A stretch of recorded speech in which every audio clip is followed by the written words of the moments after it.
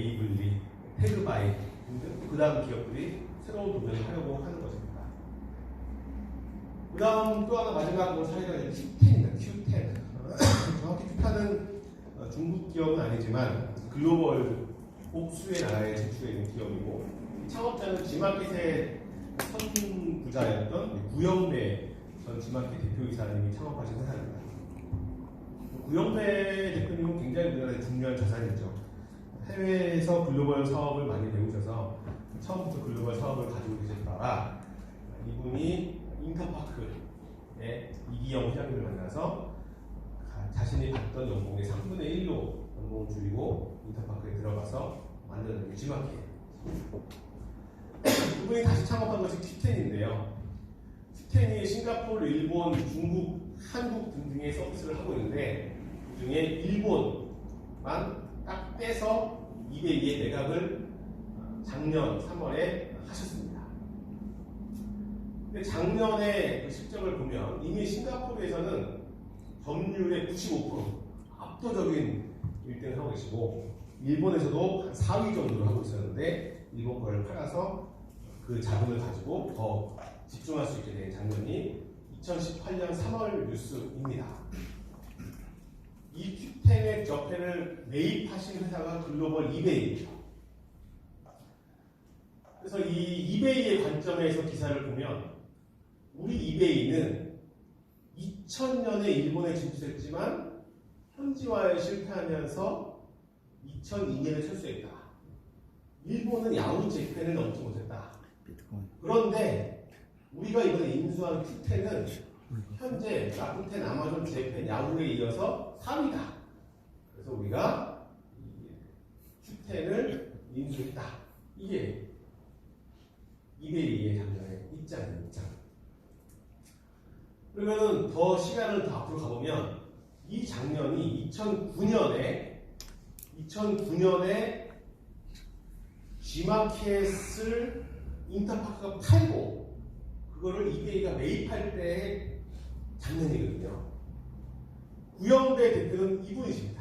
자, 이분의 표정이 행복해 보입니까? 안 돼 보입니까? 구영배 대표의 생각과 자신의 야망은 인터파크에 자신이 연봉을 3분의 1로 들어가서 하자고 했던 것은 진짜 이 글로벌 해상거래를 만들고 싶고, 거기서 제가 분산까지 해가면서 지마켓을 만들어서 지마켓을 대박을 냈는데 이제 막 글로벌로 나가야 되는데 자기의 모회사인 인터파크가 지마켓을 자신의 경쟁자인 이베이에 팔아버린 거예요. 지마켓의 창업자 구영배 씨는 이베이를 넘는 차원이 아니라 자신만의 글로벌 플랫폼을 만들고 싶은데 자신의 모회사가 자신의 조직에 팔아버린 거예요. 표정 보시죠, 표정. 이게 과연 그런 마음이 담긴 사진인지 아니면 우연의 일치인지 모르나 저희 해석은 그렇습니다. 그래서 이 구영배 대표님께서는 인터파크 회장님이 2009년에 이베이에 매각하면서 물러나야 했는데 여기서 이 사람의 그릇이 나오는 거죠. 자신이 만든 G마켓이 넘어간 이베이와 함께 Q10을 창업하고 자신이 만든 G마켓을 뺏기게 된 이베이 만나서 51대 49로 내가 구영배 대표가 51%를 투자하고 이베이가 49%를 투자해서 만든 회사가 Q10입니다. 그리고 내가 못다 이룬 꿈을 그래 이베이랑 함께 이루자 해서 중국에도 라이센스를 받고 싱가포르, 그다음에 일본, 한국을 해서 다시 창업을 한 거죠. 그러니까 뭐 범인이 아니신 거죠. 여기에 보면 1998년에 인터파크에 합류하고 거기서 G마켓을 만드시고, 그런데 6년 후에 G마켓이 매각이 되고 그 G마켓을 인수한 이베이랑 손잡고 다시 Q10을 설립하고, 그런데 거기서 그 Q10의 일본을 그 이베이에 파는 거예요. 이게 엄청난 신뢰 관계에 속에서 진행이 되는 것임을 알 수가 있습니다. 이렇게 해서 15개의 사례 기업. 그렇지만 심쿵 할인 중도 공급마켓은 하나의 회사였기 때문에 사실상 13개 사내 기업을 제한된 시간에 봤습니다. 이제부터 그럼 이거 가지고 우리가 어떻게 해석하고 무엇을 행동해야 될 것인가를 말씀드리고 오늘 강의를 마치겠습니다. 결국 지금까지 나왔던 쭉 모든 내용을 다 요약해보면 티끌의 중요성, 작은 시작에서 시작이 됩니다. 그리고 다시 말하면 위대한 결정과 큰 고민을 하더라도 그 시작의 성질이 명확해야 된다. 그 다음에 디지털 세대, SNS 심리를 이해해야 된다. 그 다음에 AI 블록체인은 이제 공통적인 기술 요소입니다. 그리고 글로벌 레버리지를 일으킨다. 네 가지로 요약이 됩니다. 하나씩 자세하게 말씀 올리겠습니다. 티끌의 중요성. 이 에이블리는 진정한 자신만의 티끌을 마주하기 위해서 당시 월 매출 15억짜리 회사를 정리하고 에이블리 도전했고요. 스타일쉐어는 초기에 무리하게 광고를 집행하지 않고 유기적인 성장에 집중하면서 한참 후에야 쇼핑몰 기능을 넣었습니다. 닥터 장크는 초기부터 거대한 생각을 하기보다는 추상적인 제품을 개발하기보다는 자기 눈으로 본 피부과 병원에서 실제 존재하는 비비크림, 이미 있는 이름 그 자체를 그대로 그냥 가져와서 대신 쉽고 싸게 바꾸어서 대중화를 시켜버리는 이렇게 된 것이죠. 결국에 이 장면에서 보는 건 뭐냐면 큰 성공을 한 기업가들이 계속 자기의 함정에 빠지는 것이 큰 생각으로 실물을 놓거나 철학적으로 변해가거나 그런데 돈을 벌고 사업을 일으키고자 한다 그러면 새로운 티끌, 최신 정보에 집중해야 되는 것이죠. 새로운 정보를 면밀하게 챙기고 더 젊은, 더 새로운 정보들을 제 해석으로는 더 과하게 봐야 된다고 생각합니다. 내가 내성이사였기 때문에 더 낮은 마음으로 혹은 더 편집증적인 마음으로 지켜봐야지만이 일단 라운드에 입장할 수 입장법이 나오지 않는가 생각합니다. 티끌 안에 태산이 있다면 티끌을 만나야 되니까요. 저는 우리가 이 강의실에도 여러분 조금 전에 나왔던 15분간의 쉬는 시간에도 심지어 이 강의를 마치고 내려가시는 계단에서도 티끌이 있다고 생각합니다. 얼마 전에 100억 원의 투자를 유치한 더 화이트 커뮤니케이션이라는 회사가 있습니다. 다음에 창업자, 공동 창업자 레벨 혹은 다음에 초기 임원들 나와서 창업하신 스마트 오퍼레이션 회사인데 얼마 전에 100억 원을 투자받았습니다. 제가 이 회사를 알게 된 것은 이런 행사 끝나고 나가는 엘리베이터에서 더 화이트 커뮤니케이션의 임원을 우연히 만났고 우연히 내려가는 중간에 당연히 명함을 주고받았고 어떤 회사에 물어봤는데 그 사람이 저를 내려주셨습니다. 이러한 일을 하는 사람 투자하지 않으시냐? 제가 듣고 넘어가가지고 같이 주차장으로 가면서 계속 물어봤습니다. 아 진짜 해주니까 비용 이만큼밖에 안 받습니까?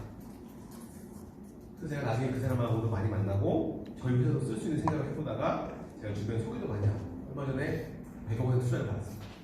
세종방에도 이거 올려놔. 댓글 세상이 변한다고 믿으면 그것은 연속적인 장면을 우리에게 있는 것이고 공간을 있는 것이고 그 댓글이 우연으로 올 수도 있지만 젊은 창업자들은 자기 인생에서 우연으로 성공하는 것을 첫 번째 사업을 할 수 있지만 다시 성공해야 되는 사람들은 이성적인 재현 가능성, 지속 가능성으로 승부를 봐야 되기 때문에 저는 더 우리가 더 많은 마음의 오픈, 새로운 정보의 공유가 필요하다고 생각합니다. 한 가지 예로 제가 비트코인의 티끌 사례를 잠깐 설명드리겠습니다. 많은 사람들은 비트코인, 페이스북, 리브라, 중국의 CBDC를 이야기해야지만 지금의 핀테크랑 디지털 커머스를 이야기할 수 있는데 그 중에 제일 많은 지분을 차지하는 것이 비트코인이잖아요. 많은 사람들은 비트코인에 대해서 이렇게 이야기합니다. 가격의 변동성이 높다. 만약에 비트코인 가격에 패턴이 있다면 어떻게 하실 겁니까? 비트코인 가격을 이렇게 바라보는 것은 리니어 차트, 일반적으로 익숙한 차트이죠.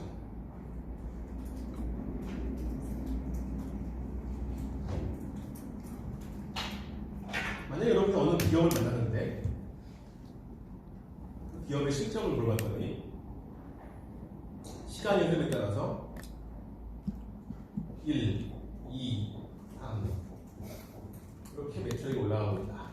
어떤 기업은 1, 10, 100 이렇게 매출이 올라가고 있다. 얘기하면 어느 기업에 투자를 해야 되겠습니까? 당연히 여기 투자해야 되겠죠? 이거를 로그 스케일이라고 합니다. 이거를 리니어 스케일이라고 합니다. 비트코인의 가격을 우리가 익숙한 이 장표는 리니어 스케일로 뽑은 것이고요. 이 세로축을 1, 10, 100, 1000으로 올라가면은 이렇게 선형으로 나옵니다. 선형. 이것이 무슨 말입니까? 이 기업의 실적은 1, 10, 100으로 눌러야 선형이 나올 정도니까 이 차트에서는 어마무시한 속도로 올라가고 있다. 의미합니다. 금융에서는 비율로 볼 때가 많아서 로그 스케일을 많이 쓰는 것이죠. 그런데 비트코인의 과거 데이터를 로그 스케일로 찍으면 이 가로축이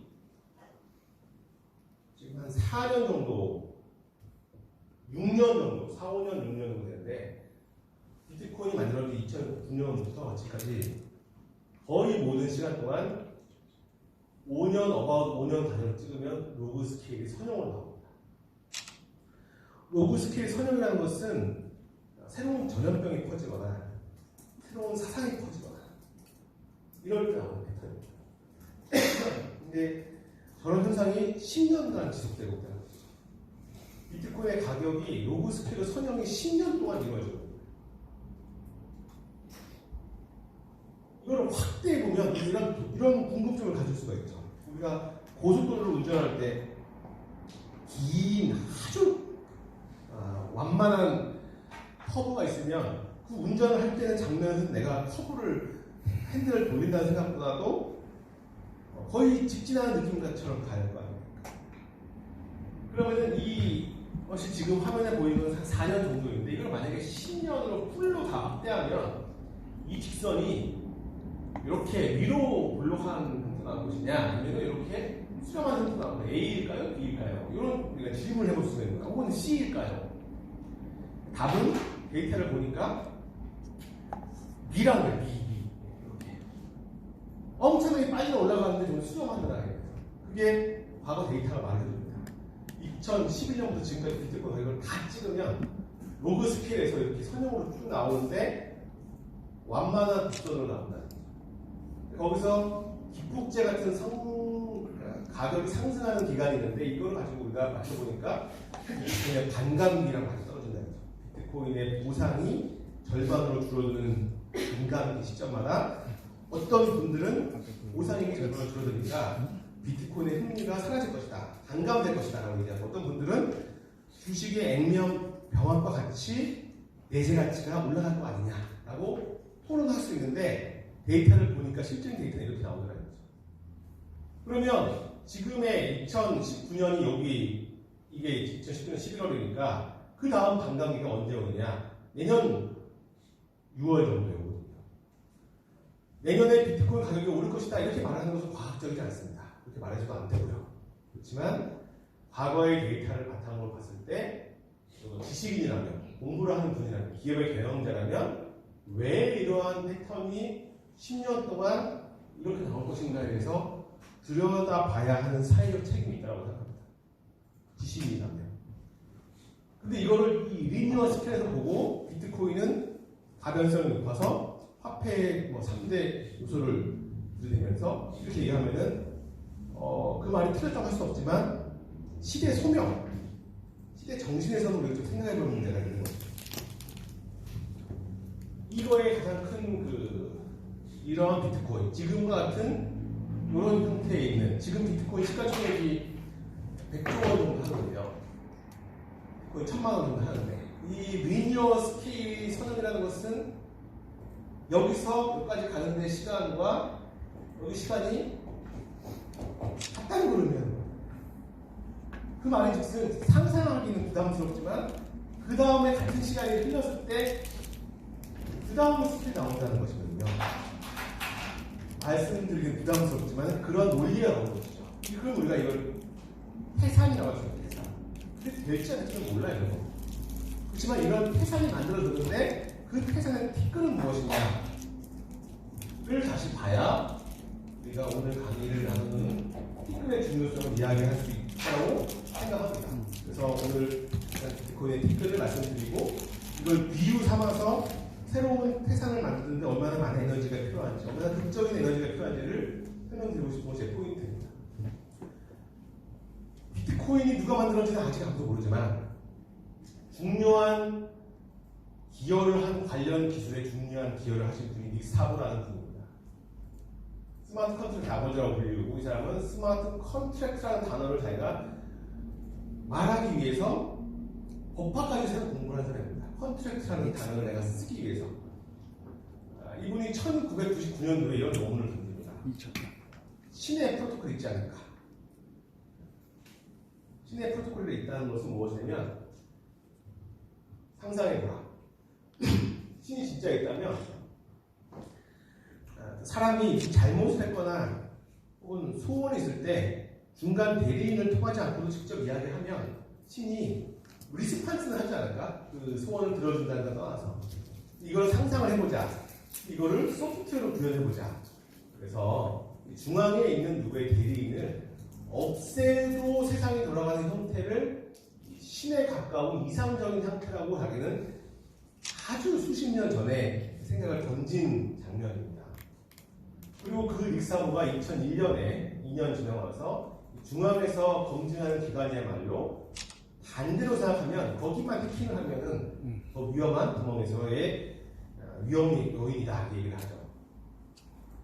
그리고 또 하나의 그 자신의 이런 내용을 담은 것은 2005년에 비트 골드라는 논문을 던지는데 우연의 일치인지는 모르나 이 비트 골드가 나올 때 3년 후에 나온 비트코인의 엑서가 거의 유사한 구조를 이룹니다. 단어부터 모든 내용. 그래서 이 비트 골드를 제안을 비트코인보다 먼저 한 제안자가 이 사보라는 지금도 살아있는 실존 인물입니다. 또 하나의 중요한 인물이 할피니입니다. 할피니는 1993년에 이런 질문을 던집니다. 이게 왜 중요하냐면 금융에서 중앙 검증자가 없으면 이런 불상사가 일어날 것이다라는 거였거든요. 그게 뭐냐면 특정 개인의 불도덕성. 내가 100만 원이 있는데 어딘가에 10만 원 송금했으면 내 자산이 90만 원으로 인정을 해야 되는데 또 10만 원을 계속 남발하면서 나는 100만 원이라고 주장할 수 있는 이중 지불의 위험이라고 합니다. 이것이 있기 때문에 결코 근본적으로 중앙검증기관을 폐지할 수 없다. 즉 탈중앙이라는 이사에 가깝다라고 했던 것이 지금 같은 비트코인에 대해서 비관적인 시선을 가진 자분들의 주된 논리였는데 이 이중 지불을 탐지하는 것에 대한 논문을 그게 1993년에 쓰고 그에 대한 해법으로 우리가 흔히 말하는 채굴이 전기를 많이 들어간다고 하는 프루프 오브 워크에 재사용 가능한 RPOW를 2004년에 논문으로 발표를 하십니다. 요약을 보면 결국에 할핀이라는 분이 민중은 사랑하되 개인은 믿을 수 없다 이런 얘기를 하는데요. 인생은 희극인데 가까이 보면 비극이다 이거지.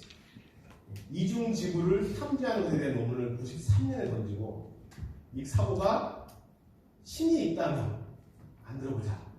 스스로 잘 살아갈 수 있는 그런 상황, 탈중앙 시대. 그리고 제3자의 검증 기관이야말로 구멍이다. 얘기하고 할피니가 이거를 구현할 수 있는 RPOW를 제시하고 이 사고가 그 다음에 비트코인을 제시합니다.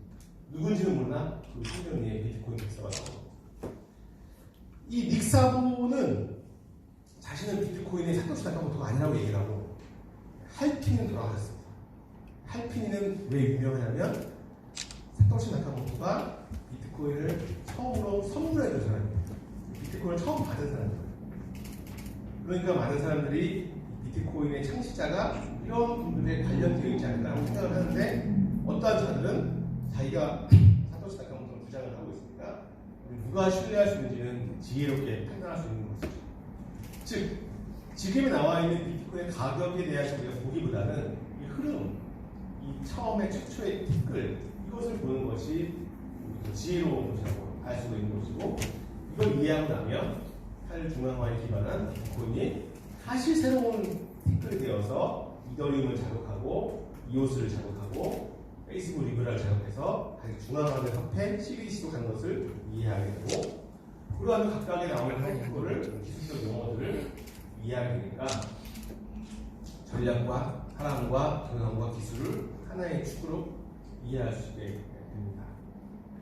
이렇게 나온 결과가 오늘자 뉴스입니다. 중국에서 디지털 화폐의 주요 활용처를 국제 결제와 소매업에 쓰겠다. 위안화를 국제화하는 데 기여하고 디지털 경제를 부여하는 내수에 활용하겠다라고 얘기를 하는 것이죠. 그러니까 우리가 쭉 나눈 지금까지의 SNS, 그다음에 커머스 얘기했지만 거기서 핵심에 대한 것은 돈에 대한 것이고 돈에 대한 것을 디지털화하는 것에 대해서 바로 한국의 옆에 있는 중국이 정부 단위에서 움직이고 있는 것이고 그 외에 오늘자 뉴스가 소매업을 언급하고 있는 장면입니다.